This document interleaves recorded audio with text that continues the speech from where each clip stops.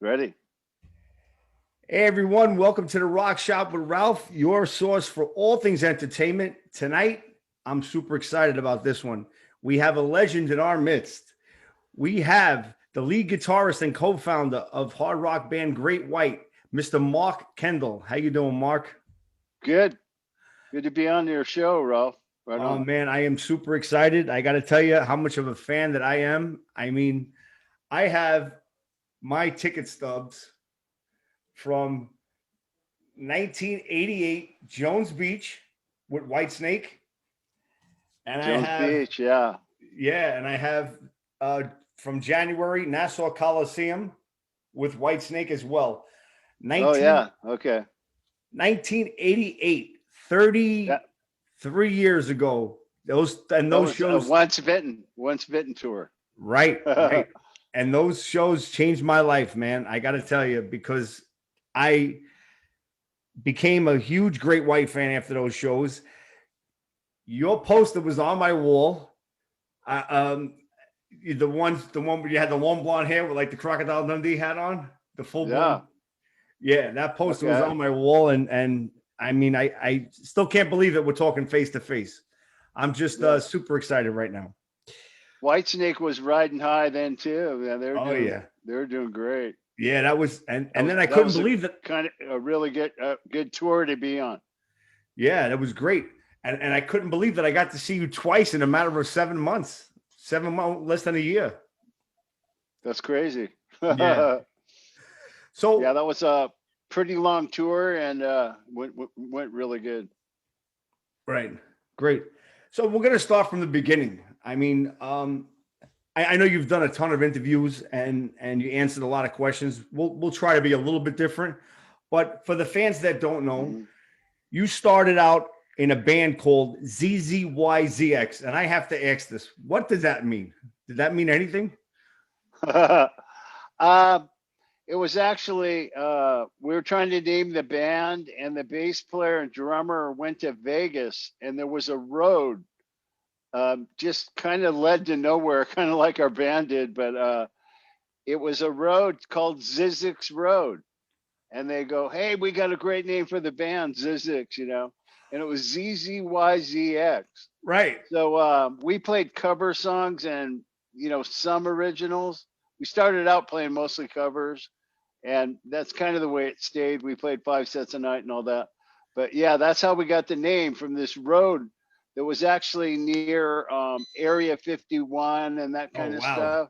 I don't I don't know a lot of details, but there is a lot of history on that road if you Google it.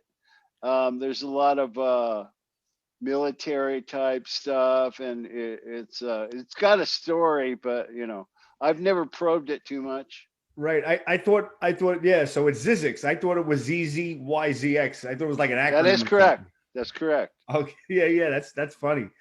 Um. Hmm. Yeah. So then you started getting a band together, and Hmm. one of the plays that you played with was Don Costa. No, No.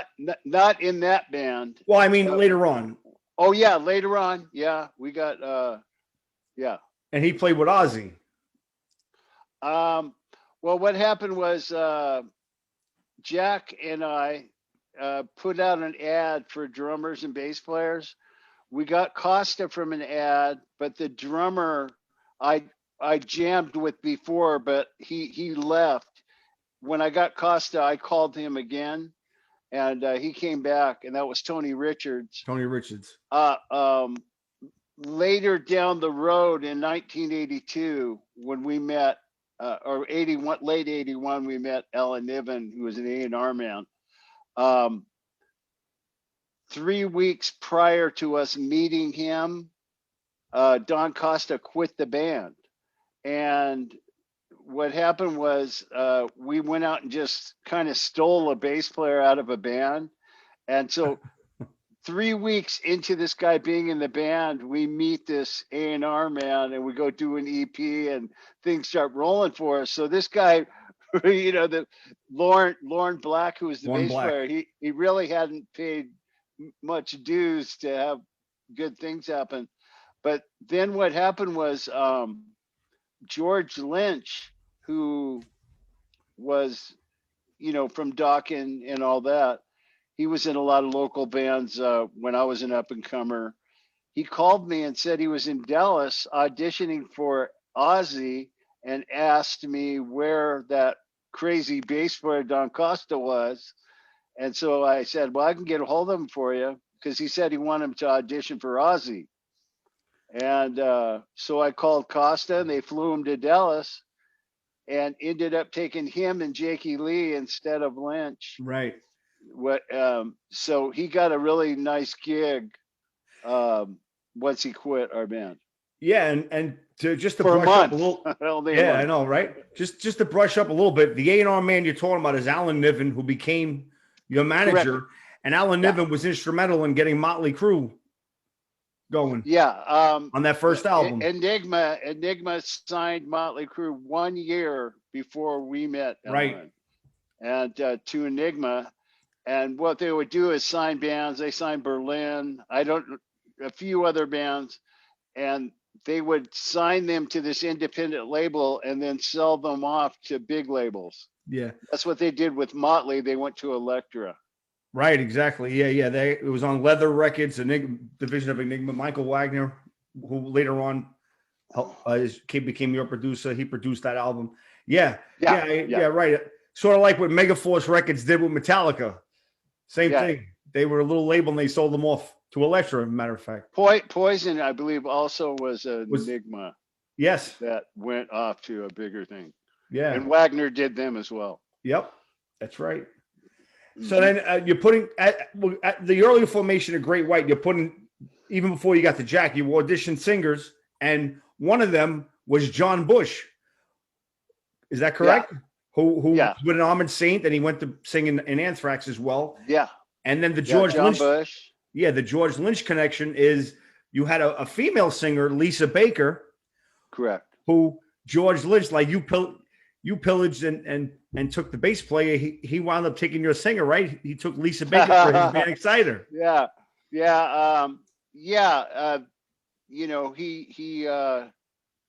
kind of took our singer or whatever, and it was fine.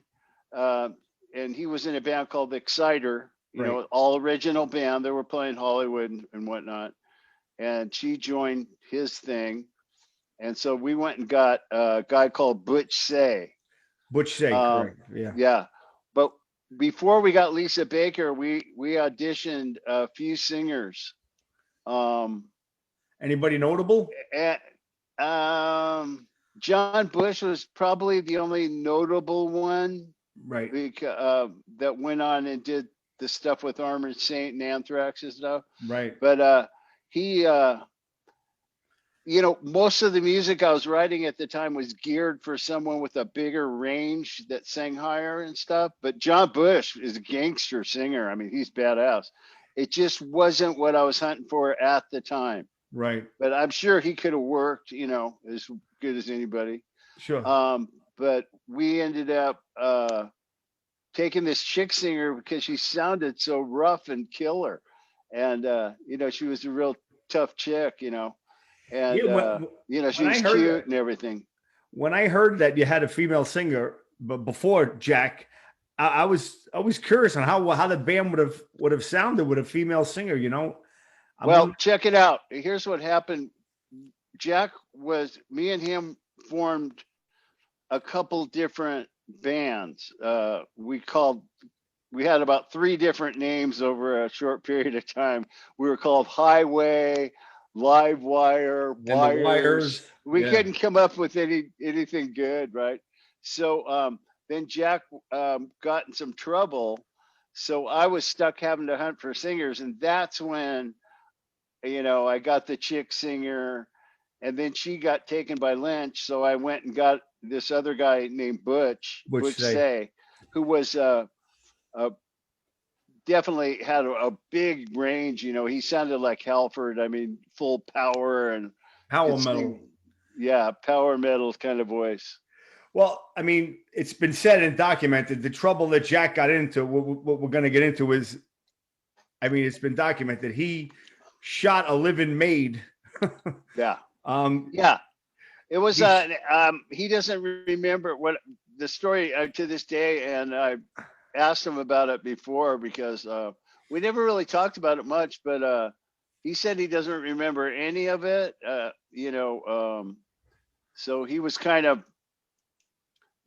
doing this Messed up. drug and that drug to where he was kind of blacked out and didn't remember Right. anything. Well, we'll And make it short. he Yeah, was we'll a make. young kid. He was a Right, he real was a young kid, kid, and he made mistakes like just like we all do. 16, or something. I think And he by might the have been way, 17. 17, yeah. I And think by he the was. way, the maid survived. He went to jail. He was supposed Yeah, to do 8. Yeah, he was supposed to do 8 years. He wound up doing 18 months. right. And his mother and father were begging you to have him audition because he was going to get an early release. So he Yeah, wound up. that's partly true. And as far as the thing with the maid, what happened was, even though he doesn't remember the details of it, was he shot through the bathroom door real high, and it ricocheted off something and hit the lady in the shoulder. Wow. So it was a horrible accident, but she ended up totally fine. Anyways, yeah, I was still in contact with his parents and stuff, just, occasionally asking his father how he was doing and if everything's okay in there. He Right. told me, oh yeah, he's joining all the programs. He's doing great. He's He's working. really He's doing the getting work. rehabilitated and this, that, and the other. So when he got out, he just said, I don't care who you got singing, I'm going to blow him away. Yeah, and then So, of course they had to take a band vote, and it was 2-1, and Jack was in, and you were yeah, on your way. yeah, that's the way it all happened. Right. So you guys get together, and your name is Dante Fox. And Alan Niven convinces you to change it to Great White, which has also Right. been documented that because you wore the whole white outfit and your hair was platinum white, and you were passing by in a car, and somebody goes, "Oh, there goes Great White," and that was your name. Right. He felt he didn't like the name at all, so he felt that was a better name. And once we came up with the shark mascot and all that, we liked the name also. At first, we didn't love it, but we just felt like, oh, we got to make some compromises with the big boys. You know what I mean? Yeah. So we didn't love it at first until we thought of the shark. Then we go, whoa, that could be cool. Yeah. Then your whole career is based on the Great White and the shark moniker and that whole thing. Now, I mean, Yeah, you can't even think about anything else when it's associated with it. it's a cool image, and one that doesn't dictate what we play, and it's it's a cool. Sharks are cool anyways. Yeah. Yeah, They're definitely. predators. They're badass. So yeah, so we really loved the name once we attached the So shark your to it. first show was at the Troubadour, right? You guys First show played. with Jack was actually at the Troubadour. Um, he was a little nervous, but he did pretty good. And then once we started rolling along and met Ellen, we played at one of our biggest shows was at Magic Mountain with Rat. We both Right. played there, For and over 6,000 uh, people, right? yeah, that was a big show for us at the time because we'd already gotten a little airplay, and Rat was getting airplay too after us, and so people had heard our songs on the radio, so we were able to sell that show really well, and it kind of you make little steps along the way locally, and Sure. then it gets people's attention, and you know That was the time when move you to the next released the level. EP. You released the EP Out of the Night, and your first, if you want to call it a minor hit, was On Your Knees. Yeah, Yeah, because you guys, I remember hearing that on that Whitesnake tour, and yeah, we used to play it. yeah, you played that song, and then you had Jack Russell, you had Kendall, you got you, and you had Lauren Black, and you had Gary Holland on drums at that time, correct? That's right. We were a trio with just guitar, bass, and drums. We didn't have keyboards or anything. So I'd always been in bands like that prior, in all the bands I've ever played. I never played with another guitar player before. Didn't even know if I could do it. And so the Judas Priest tour, and when we toured with Whitesnake in Europe, we were just bass, guitar, drums, lead singer, and we only had that one album. So, all right, I was gonna mention that was '84, and you toured with Whitesnake on the Slide It In album, which is one of my favorite albums as well. You had Cozy Powell on drums, John Sykes, and Murray. Yeah, it was that must have been something just to see those guys. It was a good band, right? Yeah, and Neil Murray, who was really a killer bass player, right? And the guy that wrote all those songs, his name was something Moody. I can't think of it. Mick Moody. Mick Moody. Yeah. Killer songwriter. He wrote "Here I Go Again" and all those big songs. And so we actually played a show with him and Mel Gilley in the band at one point. Mel Gilley got in some kind of motorcycle wreck. They brought in Sykes, and I think Moody ended up leaving the band for some reason, but I don't remember why. And so they were just a single guitar band. They had a keyboard player, John Lord from Deep Purple. And we used to torture the guy in the hotels. We were staying in these castles, right? But they were hotels. We were told they're haunted, this, that, and the other. So we'd stay up in these bars, and John Lord was like, it was like kids sitting around, you know, in like a scout meeting or something.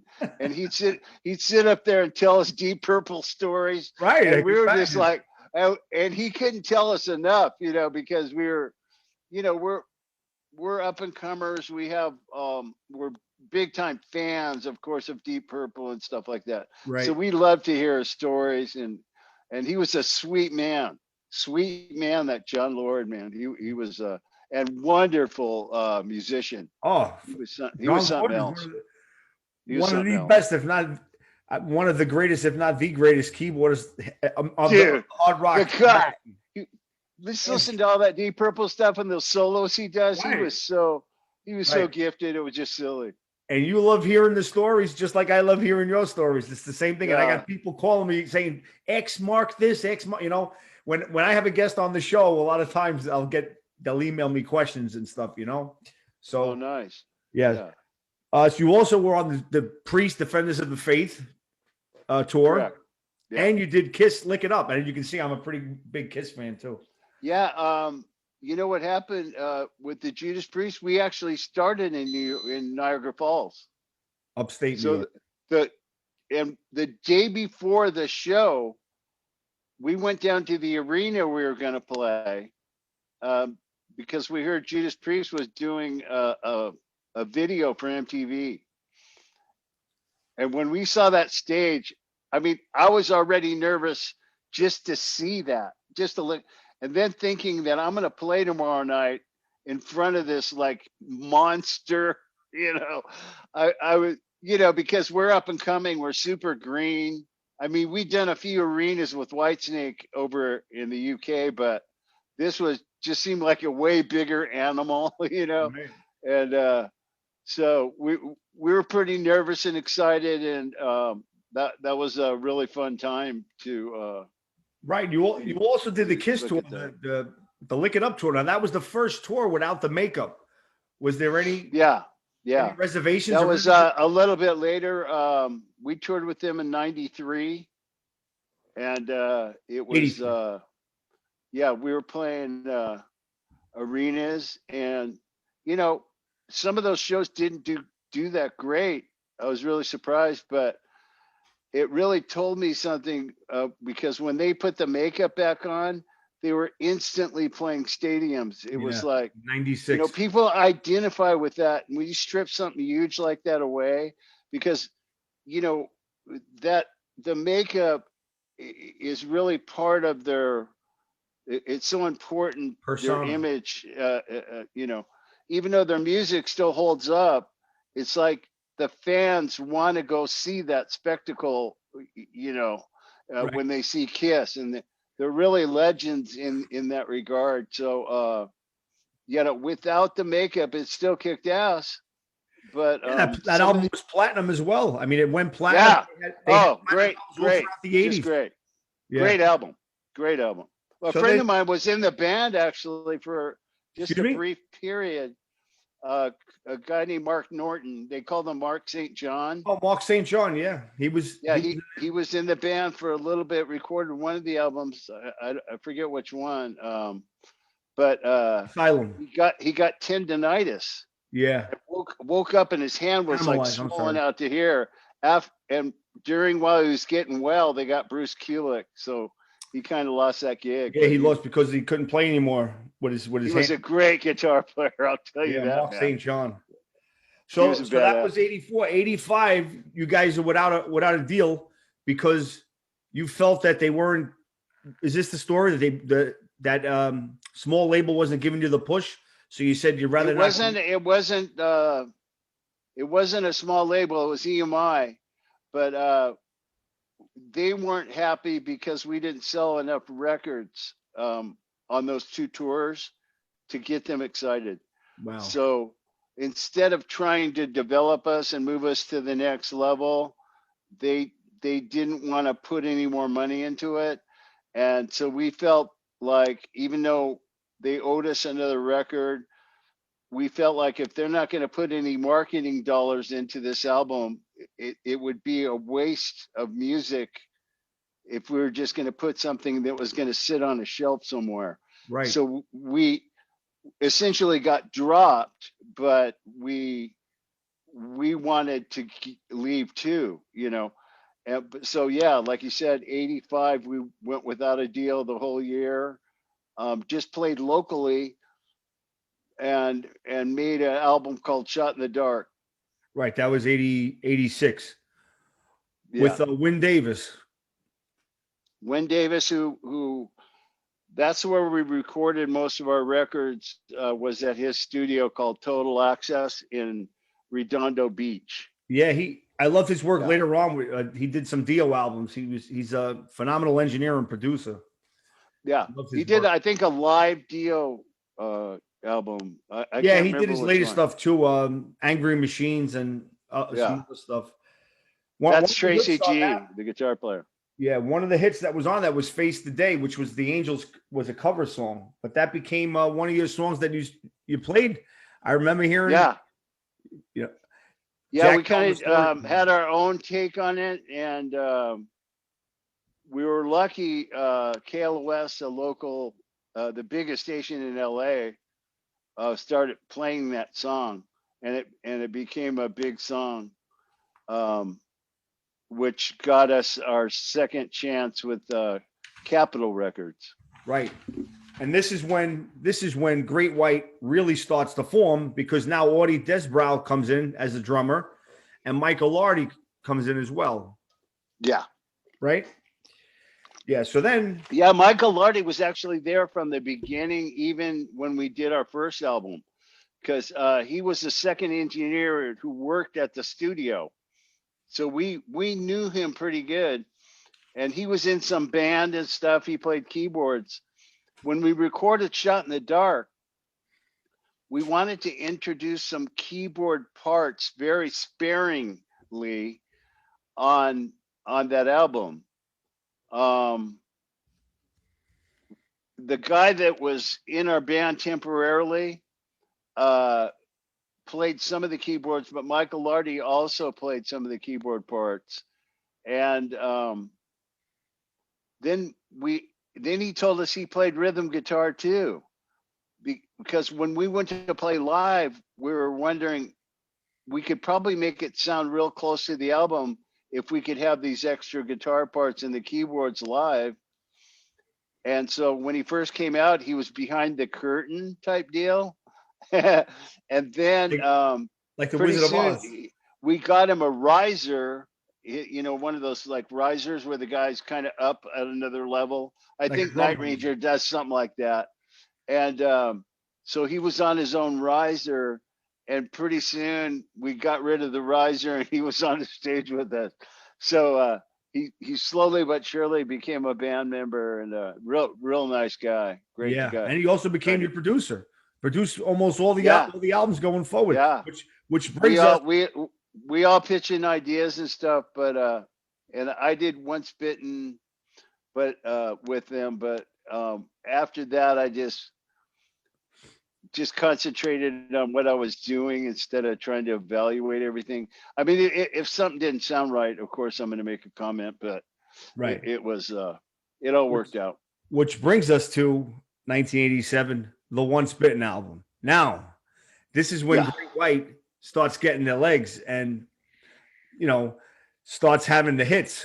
Now, first off, I Yeah. got to tell you, Lady Red Light, the guitar riff on that to me is up there with Rock You Like a Hurricane, Smoke on the Water, any type of big chart topping hit. Okay. That opening lick on that is one of the best of the 80s, if not. I mean, I can't say enough about that. Lady Red Light. Thank you. Then you had Rock Me, which was your first major hit. Right? Yeah. Yeah. That Yeah. was our very first big top 10 type single or whatever, as far as like the charts. And really got us a lot of attention because the radio played it so much around the country, and MTV playing the video and stuff. Right. So that really built our fan base when they started, paying attention to our music and stuff. Yeah, well, then you had, I mean, that tour that I saw like I said, at Jones Beach and Nassau Coliseum. What got me hooked into Great White was that album, the cuts that you were playing off that album. You had Lady Red Light, you had Rock Me, you had All Over Now, which is another guitar-driven song, which Mistreated, Never Change Your Heart, which is a little bit of a ballad. I thought that was an awesome song, and Fast Road. I mean, you guys really killed it, knocked it out of the park on that album. I mean, that's what really got me into Great White and my friends as well. Matter of fact, when we were starting our bands around that time, I was 17, and I remember my guitarist telling the other guitarists, "Play it like Kendall, play it like Kendall." So you play guitar? You're the guitar player? No, I'm a drummer. Oh, you're the drummer. Okay. But the guitar player was telling the other guitar player, "You got to play it like Kendall." I still hear it today. That was great. And I'm going to tell you straight out, Mark, you are one of the most underrated guitar players, period. Because your name is not said in the same sentence as some of the other ones, the bigger ones, like the guitar heroes per se. But if you look at your catalog of work, you're right up there, Mark. And I really do mean that. I mean, without a doubt. Thanks, buddy. Appreciate it. So now, you have that hit. And things are starting to go well, maybe you're starting to make some money, I got to ask you, what's like when you're a rock star per se and you have a hit record, what's like the first thing that you buy? One of the first things I got was a house, and then I got a truck. Cool. So that was, something to live in and something to drive. All right. Yeah. What kind of truck was it? I had, it was actually a Blazer. Oh, Chevy. And just a, basic, not a rock star type car, just your basic utility car. And and then just got, place I to thought live. you were going to give me some like crazy thing that you bought, like like I know. Like a Ferrari, and I lived up in the hills or something. Yeah. I'm waiting for the glossary to come. I was never. I have nothing against people that live that life and dig bitching cars, but I'm not much of a car collector or anything like that. I just use cars to get from A to B, and get back hopefully safely and. Transportation vehicle. So yeah, I'm more of a transportation. Of course, I didn't want to get a beater like I've owned my whole life. I was telling somebody not long ago, I owned 2 green station wagons in one lifetime. They both look like from vacation. You know what I mean? Oh God! And Chevy Chase. And I paid $300 for both of them. $300 at one time for one. And it's the type deal when they break, you just leave it there. And then you go get another one. So 2 green station wagons, a lot of clunkers along the way. because when you're an up and comer, it's just, you're just, Right. they Do you call have it grinding. right? I mean, I know when you, like I said, when you're starting to have some money and some sort of money starts coming in, you have people coming left and right at you. Did you guys have proper management as far as like financial advisors and stuff like that, telling you what to do with your money? Say, listen, I understand you're saying you're thrifty. You didn't buy anything extravagant. But Yeah. do they tell you like just be careful? You want to save for the future, or go ahead, Yeah. you got free reign, do But what you want. the accountants, they had suggestions and things. Nobody went off and overly, expended themselves. So, we're all been pretty responsible in that regard, pretty frugal. I have one So, question I forgot to mention to you before in your early part. How much did Don Dokken help you guys? Because I mm, know he had a hand in, and he yeah. had a hand later on in your career as well. I read, He helped a lot with Jack, and helped with some lyrical ideas. Came into a rehearsal or two, I remember, and I met him in 1975. I was in that other band we talked about earlier with the Z's, yeah, yeah, and yeah. that was the first time I met him. So uh, Alan Niven introduced him to Peter Minch and Cliff Bernstein, who were Def Def Leppard. Leppard's managers and became Dawkins managers. So he felt like he owed Niven a favor when Niven asked him who's the best rock bands around, because Van Halen was gone at this point, and he said that we were a pretty damn good band and you should check us out, because he wanted another rock band for the label after Motley was gone and they just signed Berlin. He felt like he wanted a rock band, and Dokken told him about us. So Don got involved in the early days, like the very first EP and stuff like that. Yeah, that's what I And was. him and Michael Wagner kind of worked with us together on that EP. And then Don slowly distanced himself after that, but he's was always a friend and all that. Wow, that's a great story. That's a great story.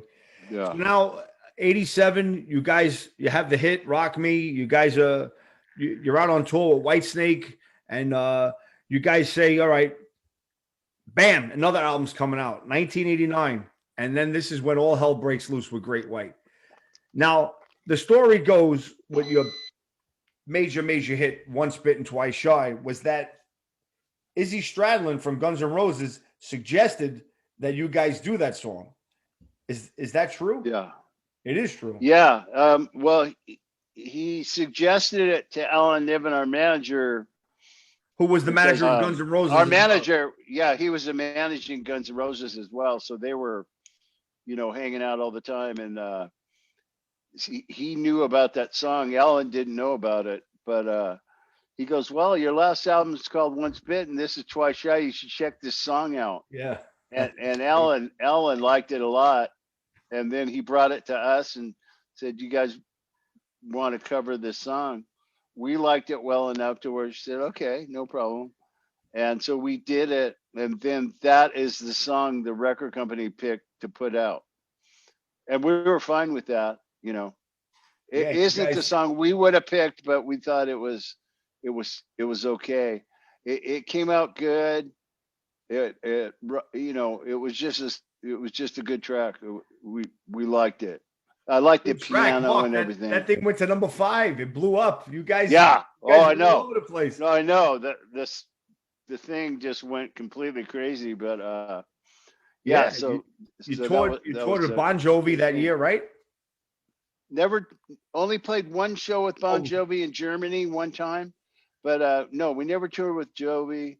We toured with like a lot of other bands, Twisted Sister, Night Ranger, Scorpions, um, Whitesnake, Judas Priest, Kiss. I mean, there's a bunch.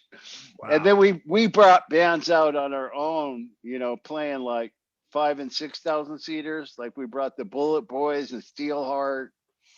Um, you Now you're know, starting to bring bands out. You guys are headline. just yeah, just you know, We played with so many different bands on different things, you know, ZZ Top, Cheap Trick. I mean, the list, I would have to sit down and, you know, send it to you or something. Yeah, you had so many of them. Well, that's now. What I wanted to say too off that CD is the Angel song, and that song was on the Hard and Heavy compilation CD, which sold very, very well. And you guys donated all the proceeds from that to the Children of the Night Foundation. Yeah.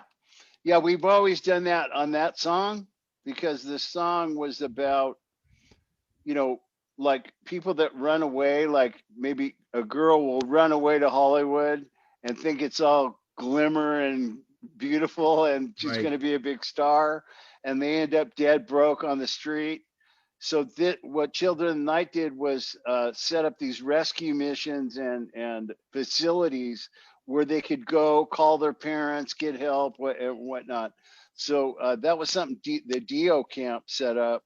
Yep. So we felt like, wow, since this song is about that, we should donate all the money to the charity, and that way we can be part of setting up these facilities and stuff. Yeah, and So Dio did we got to go to the Playboy Mansion, and we got these little plaques and stuff. Oh, It there was you pretty go. cool. It was pretty neat. So And the Dio song "Stars" was where he raised the money as well. Where he had all the everybody come and sing on it. We've done several charities for the Dio Foundation. They've always been involved in that, and they do wonderful work in charity world. Right. That's great. So now you guys are riding high. Once bitten, twice shy. You made Ian Hunter a lot of money. I'm sure you did. And then you know, you finish that up, and then right away, bam, you have another album come out in 1991. You guys are busy. You guys just keep. You guys reminded me like of the band from the 70s where they would release an album a year, an album every 2 years. You guys didn't stop. Then you went right 1991. You came out. The only reason they didn't happen every year is because we would tour for a year and a half at times. Right. We came home, washed our Levi's, and we got right in the studio. You went You right know in. what I mean? I mean, there was no breaks. Yeah. So 91, I'm partial to this album too. I really, really like this album, Hooked. Okay. It has one of my favorite Great White songs on it, which is Desert Moon. I mean, that opening riff on that one too, that was you all the way. Yeah. When you come up with, I mean, when you're writing a song, but let's say Jack, do you come up with the music first? You come up with that guitar riff, and then like him and Michael Lardy would add the lyrics later on? Yeah, we've never came up with lyrics before the music. It's always the music first. Always the music came first. Yeah. I don't know how people do that. Yeah, some I've people said it before. That's the way Elton John writes. I don't know how he could. I mean, it would be a challenge. I would welcome to try it, but I've never have. But the reason Elton John, I think, did it that way is because he had, I can't think of the guy's name right now, the guy that writes all his lyrics. Bernie Taupin. Yeah. He just writes all the lyrics out, and he sets it up on the piano and starts making music to the words. Right. Which is really, it's really cool, but it seems like very hard. It seems like it'd be tough to do it that way. Yeah. But, you know, he's such a genius, musical genius. You know, he could do anything he wants. But I've always, like when I'm writing a song, I kind of scat and I come up with things that I think just kind of melts right into what I'm doing. And then if a singer hears that, they might go, "Oh yeah," and they'll come with a chorus with words that sound like what I'm humming.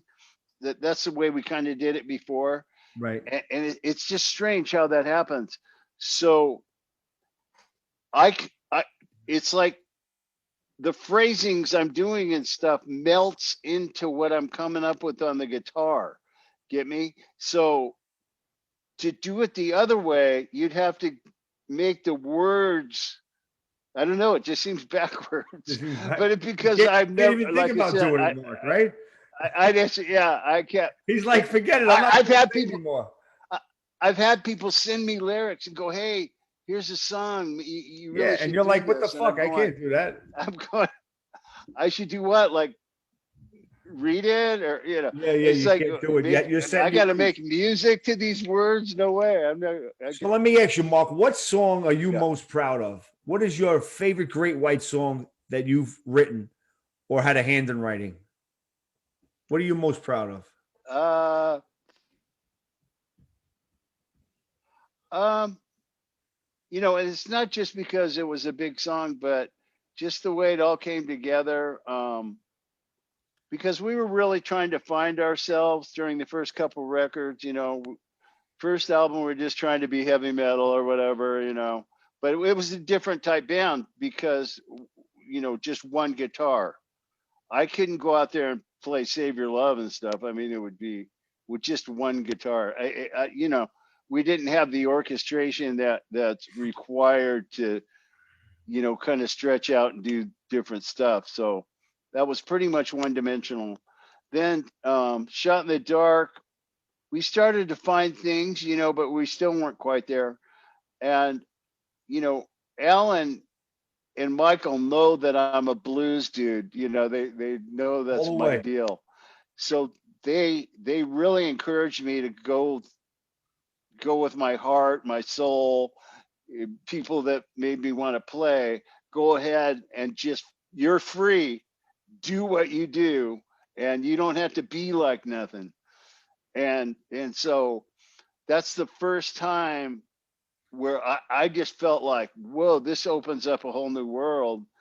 And the first song, that I kind of came with was Rock Me.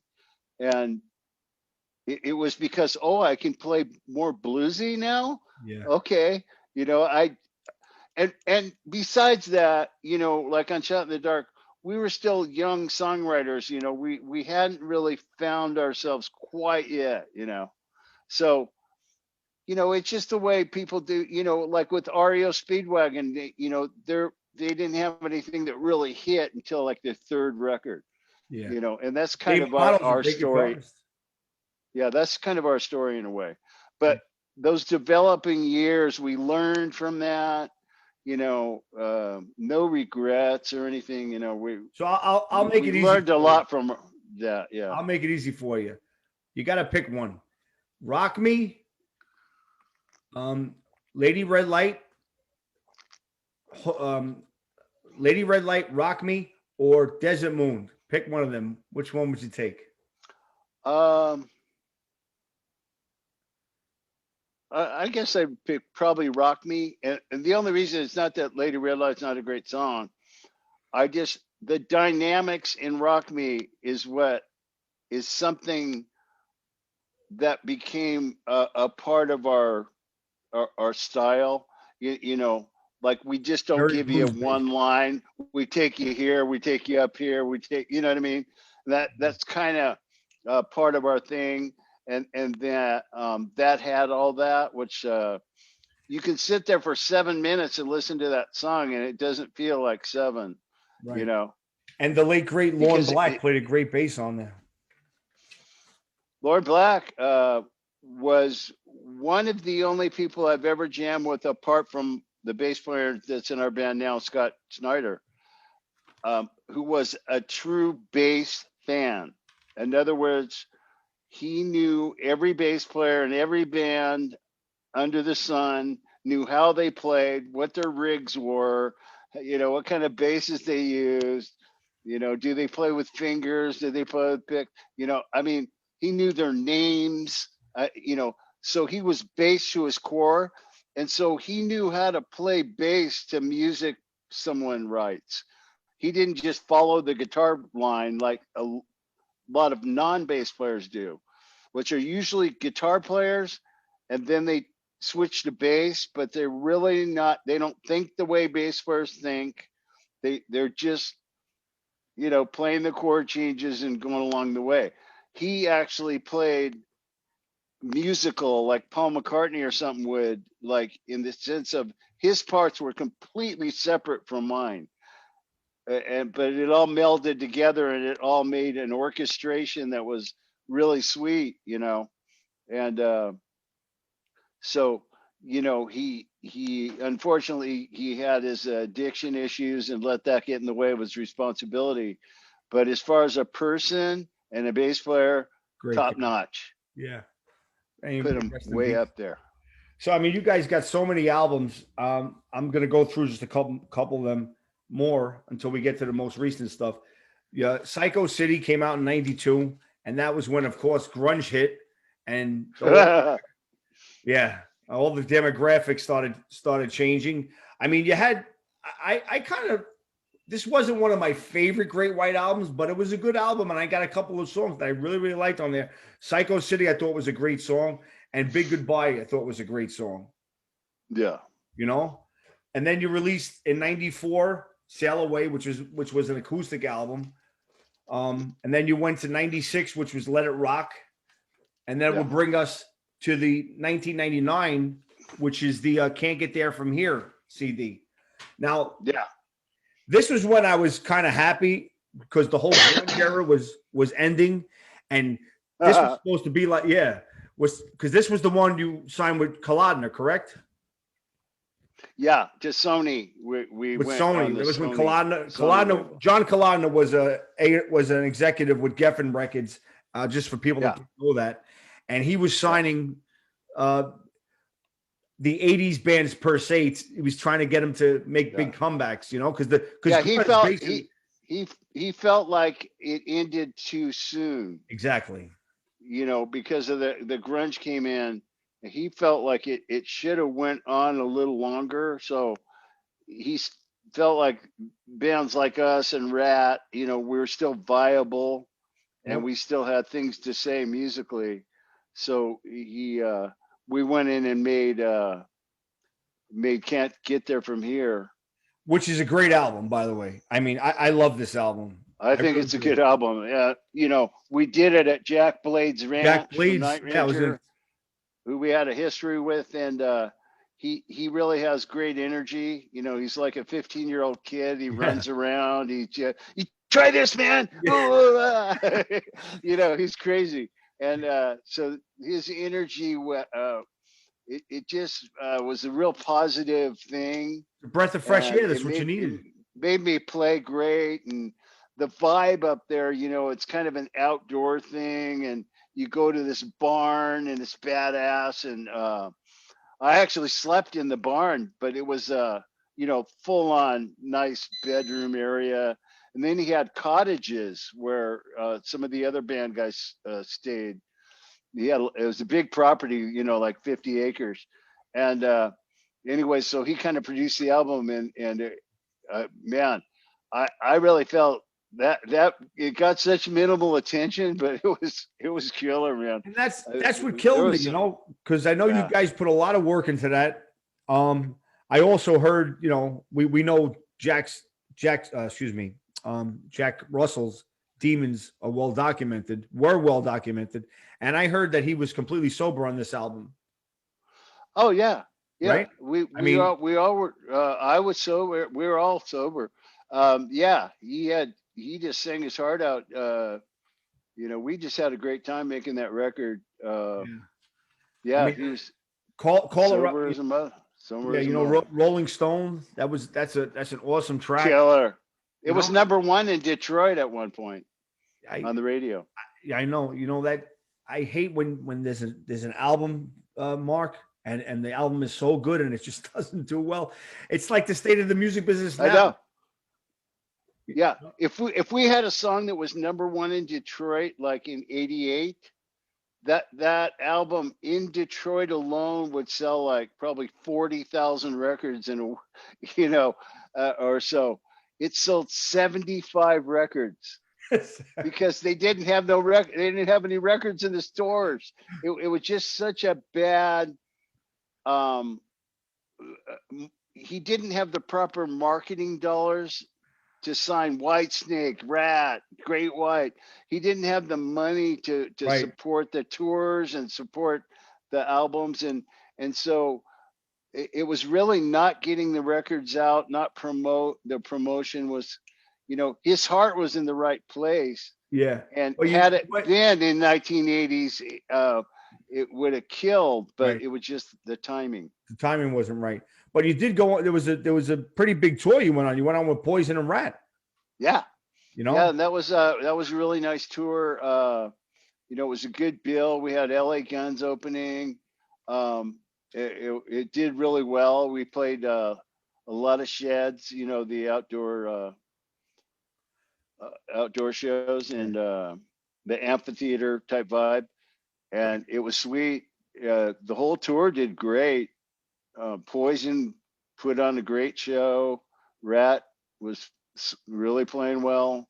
So that was a good time. Yeah. So then, by this time, you guys are like, "We're spent. I want to take a break." And I know you left for a little bit, and you just said we're going to take a break, and then Yeah. Jack decides he wants to go out.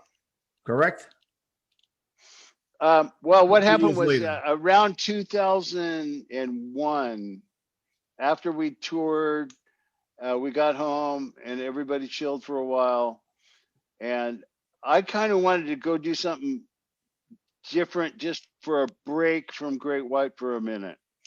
And Jack also wanted to do like a solo album. He'd already been working on a solo album when we did Can't Get There From Here.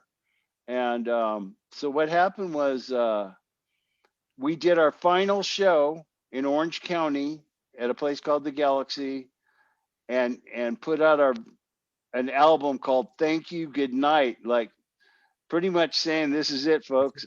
And we didn't really think it would be forever, but you know, if it didn't, it wouldn't really matter. So just did the Thank You Good Night thing, and I went off and did my own thing, and he went off and went on tour with an album called For You. Really good album. He had Bob Kulick, Vinny Colaiuta played Oh on yeah. that album, and I can't remember. Oh God, what's that bass player? One of the greatest ever, the bald dude. I can't think of his name, but another monster musician that played on it, and this great producer. Can't remember his name off the top of my head, but his dad was a conductor in New York, and he was a real famous. He got all session musicians. He played guitar in Yes at one point. This Wow. producer, so he got all these session dudes, and Jack made a real good album. But it was more of a I wouldn't call it easy listening, but like a pop record. You Yeah. know, Total with departure from Great White. yeah, a lot of keyboards and you know, pretty well constructed songs. But yeah, nothing was. It wasn't rock. You know, it was. But it was nice. It was. Right. I thought it was good. Because the break in between albums, between that 99, the next album you came out was in 2008, which was Back to the Rhythm. You guys took Yeah, you guys took took a lot of years off. You know, Audie went off. He was playing with our old bass player. They had a band together, and I made two records. I did a. I went off and I got this singer and the keyboard player for Eric Clapton and this bass player and a drummer from Arkansas, and made a band called Train Station. And it was badass. We made it was a real supposed to be good a record. solo album, but you turned it into a band. That yeah, ended up being a band because the guy I was writing with, Todd Griffin, was a great singer. And when I was sitting there writing songs, he was singing, and I'm going, there is no way I'm going to be able to sing these songs. So you're going to have to do it. Right. And I go, instead of calling it Mark Kendall, we got to come with a name. Well, he was in a band called Graveyard Train. So we kind of took the train and just called it Train Station. So, but I didn't do my solo album until a couple years after that. Yeah, you released Buckle Down, right? Yeah, it was 2.0, I called it. And it was, I sang on the whole record. Yeah, I Got, posted your that cut on my page. I got a oh, lot of likes on that. Buckle Down. Yeah, Yeah. that was the bass player actually played drums for Tower of Power for 5 years, named Wow. Steve Monreal. But he's one of these guys that he's masterful on a lot of instruments. So he played bass Yeah, it was actually a fretless bass, but you don't know it's By Tony fretless because Franklin. he doesn't abuse that, you know, bow stuff. He just plays it, but it's tuned weird, and he's a unique dude. Um, and the piano that we had on the record was done by a woman called Jane Getz, and she played with John Lennon. She actually jammed with Hendrix before and all this stuff. She's like this jazz wizard. And this her husband Bob had Grammys from the Temptations, you know, the work he'd done with Temptation. So we were recording at his home studio in Hollywood. So that was pretty fun to make that record. So I needed some background singers, and I called in a guy that I knew named Michael Adams that I know from years ago. Really great guy, and he called down this black chick named Patty Brooks, who was in one of those like Supremes kind of bands in the '70s. I can't remember what they're called, but she had like pipes that would blow your doors away, and so they both did some harmonies together. And Michael Adams did some one line harmonies with my voice to kind of help me. Yeah, this is my first time I ever sang, so it was brutal. Hey, listen, the Buckle Down is a great song. I got it up on my page. Plenty of people liked it. So, would you want to Cool, release man. another? You think you want to release another solo album one day? Yeah. Oh, definitely, Good. definitely.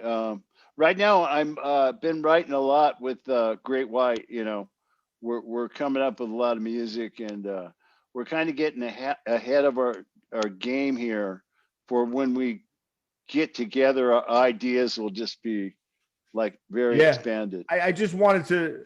Yeah, we're gonna get to that. I just wanted to talk about one last thing. Now I know because as a fan, you read and you hear things. So right around that time before the album Rising in 2012, that was when was there tension in the band between Jack and everyone else because that's On Rising. Oh, right before the yeah. Rising album. Well, we did Back to the Rhythm, and then during Rising, I believe uh, Jack was kind of dabbling a little bit. In We could tell he was off kilter just a little, and but that's happened before, and it usually doesn't last very long. But yeah, it got kind of got bad, and then touring was made Tough. touring kind of difficult, and you know, because his health and stuff like Right. that Was with it his. like, I guess that was like the straw that broke the camel's back. This was like a make or break album for him, and then he just couldn't put it together. So you decided to make a Yeah, change after well, that. he actually he did okay on the records, you know, but it was just the touring became really difficult on him. You know, he injured himself and fallen down and stuff. So, anyways, we just said go get well, and we're gonna get a couple singers to fill in, and you know, and then when you get better, come back and we'll go kick some more ass. Which Yeah, that's all. the singers that filled in, some big names. You had Janie Lane that filled in, um, Paul Yeah, Shortino, and of course Terry Elas. yeah. But I'm T- just uh, curious on what happened yeah. with Janie. I mean, Janie. Janie, he was awesome. He committed to a few shows. He did, I think, 10 shows, and he had a solo career. But we really got along well with him, and him and I worked together real close because I'm into sobriety and stuff like that, and Right. he was doing real well, and we talked about that every day, and he was really committed. Because people don't realize I want to be sober more than anything, Which, you by the know. way, Mark has been sober since November 2nd, 2008. Correct, correct. That's your sober date. Anyway, so I sent him daily prayers. We talked on the phone a lot, and so we had that connection. So that made that really nice. and Paul Sortino did one show in Sweden. We needed a singer, and so we got him for one show, and that was pretty good because it was kind of last minute notice for him. It was a festival, a lot of bands, and then I forgot who'd suggested. I think it was our agent suggested Terry Illouz, and he came out on literally no notice. I mean, he had a show the very day we did a show. He was playing the M3 concert in Maryland. We were playing like in Illinois the same night. So he rescheduled his show for the morning so he could get on an airplane and go do our show. He was learning songs on the plane, and anyways, he did real good, and so he started to become like our go-to guy, and did a real good job. He recorded 2 albums with us. Yeah, Elation and Full Circle. Elation and Full Circle. He just did really good. And then, we were starting to just nothing radical, but it was like we were kind of growing apart. Not so much friends, but the way we do things. And, there was just some, things within the band that we didn't really like. It was kind of rubbing us wrong. So you decided to make a change.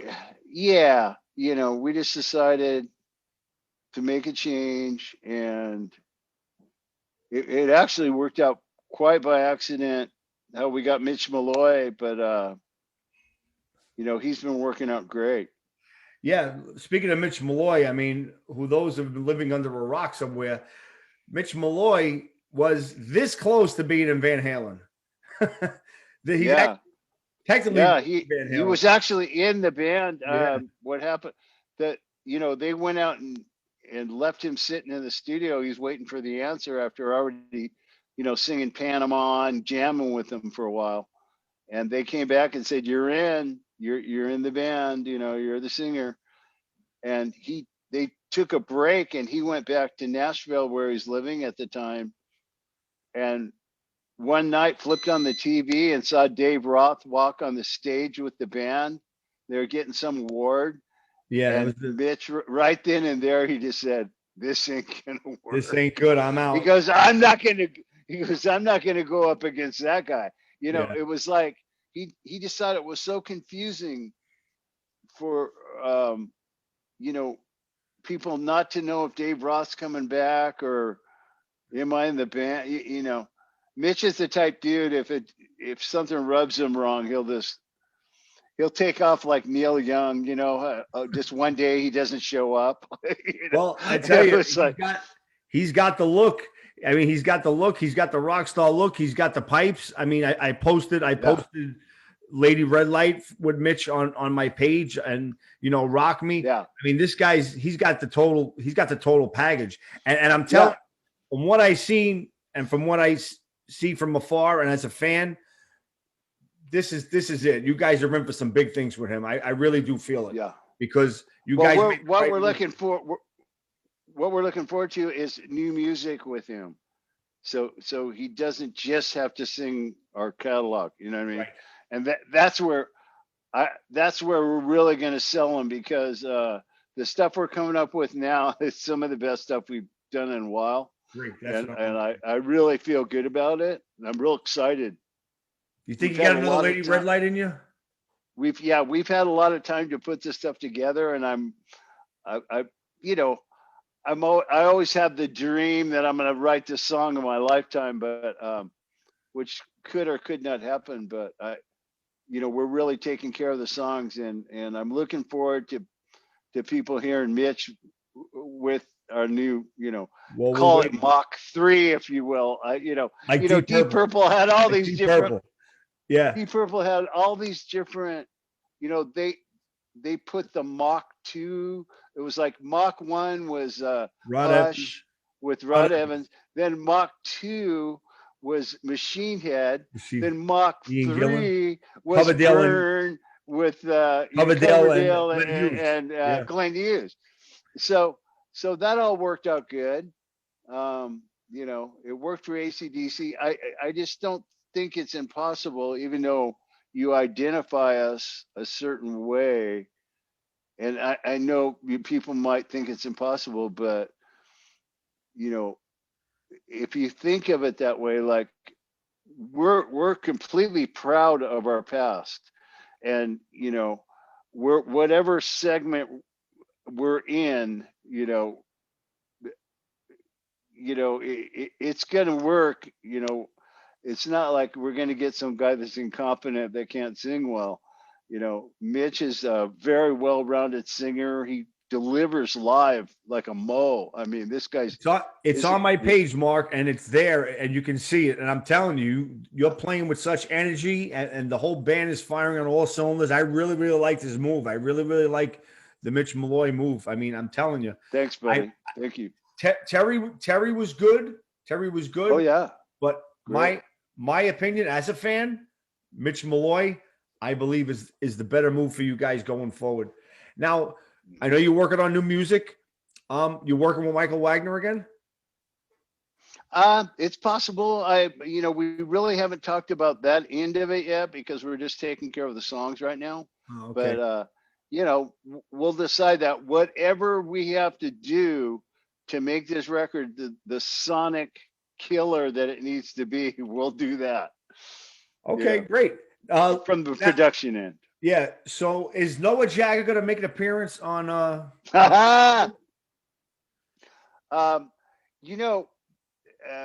Jagger, by the way, we've kind of made the kid famous. You know, he's more advanced on the drums than he is the guitar.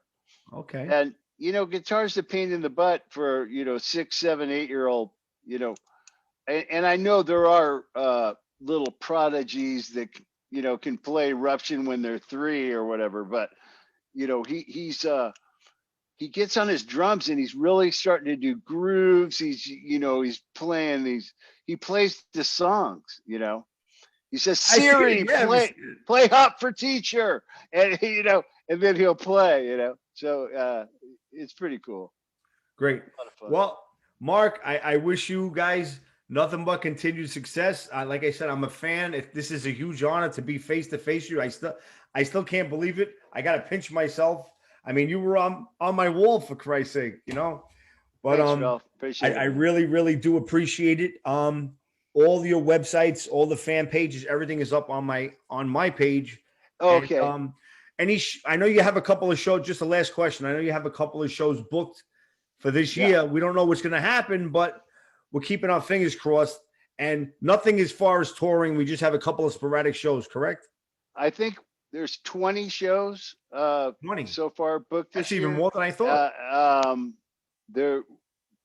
Our first one's in April, and supposedly they have it all mapped out to make it safe, and only sell so many tickets so you can social distance, and supposedly that's all handled. So hopefully, most of the shows keep getting moved. We hear, okay, here comes the show, and then they move it because of the virus. But so hopefully it the way I'm seeing it now, and the way I'm hearing the news and stuff, it seems like this year might be a little thin too, but we'll see what happens. It might turn out fine. The last question I have regarding Mitch.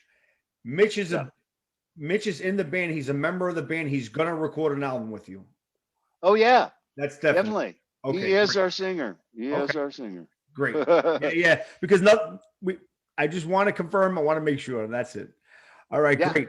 All right, Mark. Continued success. It's been an honor speaking to you. Like I said, all the website, the YouTube channel, the fan page is all on my site if you want to listen to that music. And we want to thank Mark Kendall for coming on the show. It's been an honor, and we hope to talk to you again sometime soon. Thank you, Ralph. Appreciate it, brother. Take care, man.